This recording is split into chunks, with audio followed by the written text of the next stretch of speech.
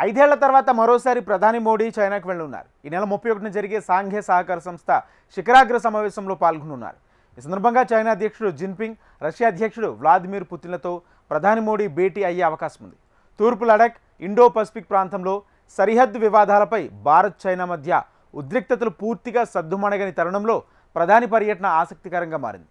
ఇరు దేశాల మధ్య సరిహద్దు వివాదాలు, ఉద్రిక్తతలు, దలైలామా వారసుని ఎంపిక వ్యవహారం, వాణిజ్యం, విమానాల పునరుద్ధరణ నేపథ్యంలో ఈ పర్యటనకు ప్రాధాన్యత ఏర్పడింది. ప్రధాని నరేంద్ర మోడీ చైనా పర్యటన ఖరారైపోయింది. అక్కడ ఈ నెల 31 నుంచి ప్రారంభమయ్యే షాంఘై సహకార సంస్థ శిఖరాగ్ర సదస్సుకు హాజరు కానున్నారు. 29న మోడీ జపాన్కు బయలుదేరుతారు. ఆ తర్వాత చైనాలోని టియాన్జిన్లో జరిగే షాంఘై సదస్సుకు వెళ్లనున్నారు. భారత్, చైనా మధ్య దౌత్య సంబంధాలు ఏర్పడి ఈ ఏడాదితో 75 ఏళ్లు పూర్తవుతుంది. ఈ నేపథ్యంలో మోడీ చైనా పర్యటనకు వెళ్లడం ప్రాధాన్యతను సంతరించుకుంది. తూర్పు లదాఖ్లోని గాల్వన్లో ఇరు దేశాల సైనికుల మధ్య ఘర్షణతో స్తంభించిన భారత్, చైనా దౌత్య సంబంధాల పునరుద్ధరణకు ప్రయత్నాలు జరుగుతున్న తరుణంలో ఈ కీలక పరిణామం చోటు చేసుకోనుంది. 2020 జూన్లో జరిగిన భారత్, చైనా జవాన్ల భీకర ఘర్షణ తర్వాత మోడీ చైనాకు వెళ్తుండటం ఇదే మొదటిసారి కావటం విశేషం. ఆయన చివరిసారిగా 2019లో చైనాలో పర్యటించారు. ప్రధాని మోడీ 2015 నుంచి ఇప్పటి వరకు 5 సార్లు చైనాలో పర్యటించారు. ప్రధాని మోడీ చైనా పర్యటన దౌత్యపరంగా కీలకమైన ముందడుగవుతుందని అంచనా వేస్తున్నారు.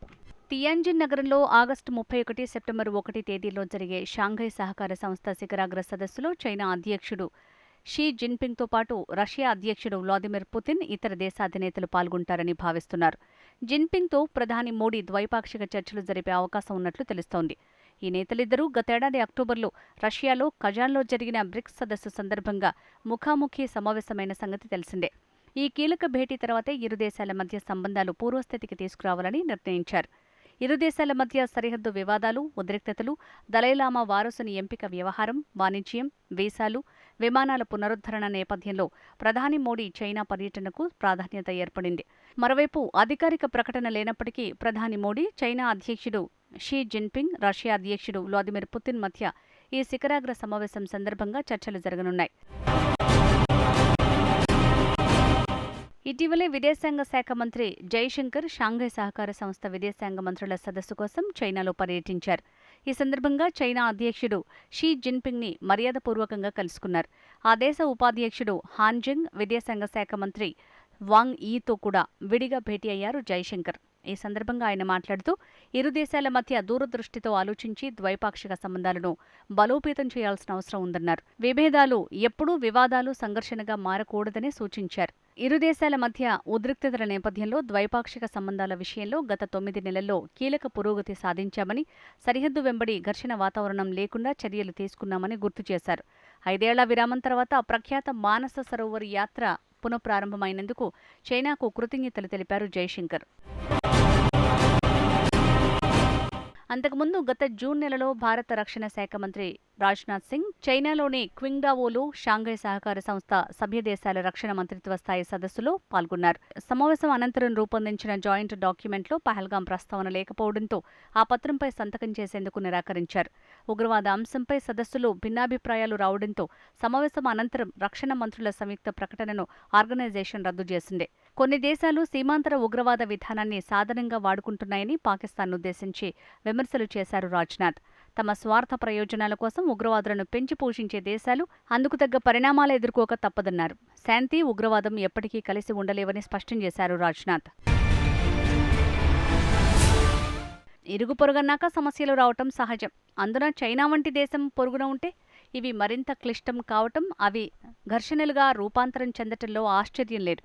సరిహద్దుల్లో ఎవరి భూభాగం ఎంతవరకు ఉందన్న అంశంలో మాత్రమే కాదు, పాకిస్తాన్తో మనకు సమస్య తలెత్తినప్పుడల్లా ఆ దేశాన్ని నెత్తిన పెట్టుకోవడం చైనాకు అలవాటైంది. పహల్గాం ఉగ్రదాడి, ఆపరేషన్ సింధూర్ సమయంలో పాకిస్తాన్కు చైనా మద్దతుగా నిలిచింది. చైనా వ్యవహార శైలితో కొన్ని ఇబ్బందులు ఉన్నా ఇరు దేశాల మధ్య సంబంధాలు కొంతవరకు మెరుగయ్యాయని చెప్పొచ్చు. డెమ్చోక్, డెస్పాంగ్ సరిహద్దుల్లోని సైన్యాలను వెనక్కి పిలవాలని ఇరు దేశాలు నిర్ణయించడంతో పరిస్థితుల్లో గణనీయంగా మార్పొచ్చింది. 5 ఏళ్ల జాప్యం తర్వాతైనా ఈ పరిణామం చోటు చేసుకోవడం హర్షణీయం. దలైలామా వారసుడి నిర్ణయం తమ అంతర్గత వ్యవహారమంటూ చైనా వాదిస్తోంది. ఇరు దేశాల మధ్య సంబంధాలు మెరుగుపడటం, అభివృద్ధి చెందటం అంత సులభంగా సాధ్యపడలేదని, జాగ్రత్తగా వ్యవహరించి దీన్ని సుస్థిరపరుచుకోవాల్సిన అవసరం ఉందని చైనా ఉపాధ్యక్షుడు హాన్జింగ్ అన్నారు.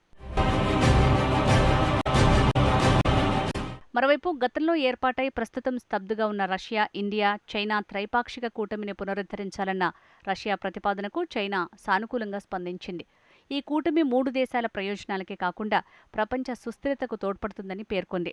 ఆర్ఐసీని పునరుద్ధరించడంపై చైనా, భారత్లతో సంప్రదింపులు జరుపుతున్నామని రష్యా విదేశాంగ శాఖ ఉప మంత్రి ఆండ్రీ రుడెంకో పేర్కొన్న నేపథ్యంలో చైనా విదేశాంగ శాఖ ప్రతినిధిని స్పందించాలని కోరగా తాము అందుకు ప్రయత్నిస్తున్నట్లు తెలిపారు. ఆర్ఐసీ సంబంధిత చర్చలు కరోనా కాలంలో నెమ్మదించగా 2020లో లద్దాఖ్లో చైనా, భారత్ల మధ్య తలెత్తిన సైనిక ఘర్షణలతో పూర్తిగా నిలిచిపోయాయి. అయితే ఈ కూటమి మీద భారత్ పెద్దగా స్పందించలేదు.